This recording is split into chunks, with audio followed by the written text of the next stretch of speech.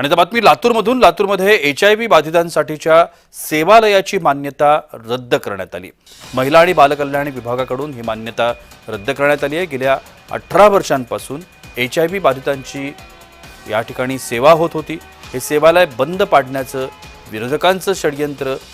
सेवालयाचे प्रमुख रवी बापटले यांनी हा गंभीर आरोप केला.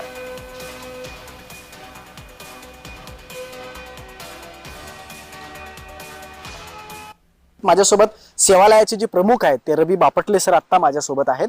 सर, आपण जर पाहिलं तर मागच्या 18 वर्षापासून HIV बाधितांसाठी आपलं काम आहे. समाजामध्ये राज्यासह देशामध्ये नावाजलेली संस्था आहे, परंतु आता याच संस्थेला या ठिकाणी शासनाने आदेश काढून बंद करण्याचा निर्णय घेतलेला आहे. काय वाटतं तुम्हाला आणि या पाठीमागे काय नेमका घडामोडी सुरू आहेत? मी जवळपास 2007ला सेवालयाची सुरुवात केली.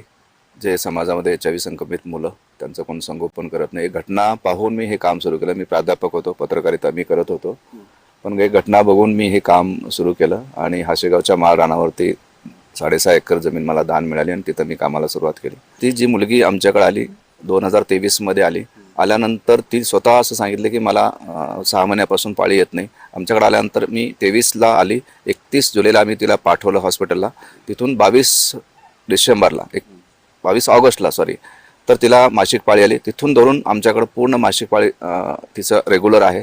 असं असताना सुद्धा केवळ तिला हाताशी धरून हे सगळं पूर्ण बनाव त्यांनी केला आणि याला काही प्रशासनातले लोक त्यांना मदत केलेली. त्यातनं तो खोटा गुन्हा दाखल झाला आणि त्यातनं मग हे सगळ्या पुढच्या प्रक्रिया त्यांनी पूर्ण केल्या. पण हे पूर्णपणे खोटं आहे. त्यांनी आत्ता काढलेलं आहे. पत्र अजून आम्हाला मला मिळालं नाही. ज्यावेळेस ते पत्र प्रत्यक्ष मिळेल त्यानंतर आम्ही ते पुढचं दिशा ठरवू. अजय घोडके, जय महाराष्ट्र न्यूज, लातूर.